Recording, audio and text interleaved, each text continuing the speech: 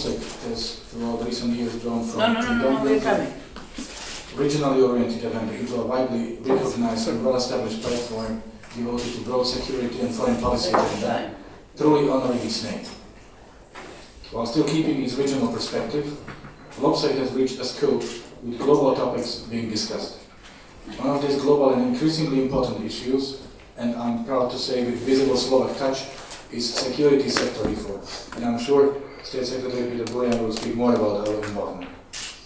Growing importance of the topic has recently been acknowledged by the adoption of the first ever United Nations Security Council resolution on security sector reform under the Nigerian presidency, co-sponsored by 41 UN member states, including, of course, Slovakia. My country has been a sponsor and advocate of the issue of security sector reform within the United Nations system and beyond. Our interest naturally derived from our own experience with the transformation and reforms of our state and society, as well as from our engagement in assisting security sector reform processes in the countries of the Western Balkans and Eastern Europe. Moreover, the first UN Security Council open debate on this subject took place under the Slovak presidency in the Council in February 2007. Our aim was to ensure that the international community would be capable to provide assistance in security sector reform to countries in need. Growing demand from diverse countries on assistance in security sector reform proved that we were on the right track. Just to illustrate, in 2008 there were 14 references on security sector reform in the UN Security Council resolutions. In 2013, this number grew to 45.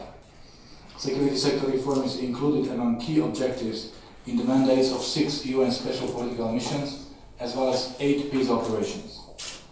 Many international organizations are involved in assistance to security sector reform worldwide with various levels of success. Recently approved UN Security Council resolution underlines the importance of partnerships and cooperation with regional organizations in supporting security sector reform.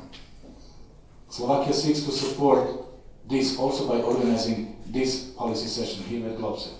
One of the goals of this event is to discuss roles and approaches of relevant international organizations like United Nations, African Union, European Union, NATO and OSCE to security sector reform. Since several organizations run their security sector reform missions or projects in the same country, there is a need to use and to build synergies in these activities whenever possible in order to avoid overlapping and duplicity, as well as to rationalize available resources and toolkits in time of financial austerity. I believe having you all around the table that the discussion will explore how to increase coherence and coordination of activities of different international organizations on the ground and how to contribute to sharing of experience and expertise on security sector reform. Such dialogue is necessary. It can prevent fragmentation of our efforts, and last but not least, it can be an effective conflict prevention tool as well.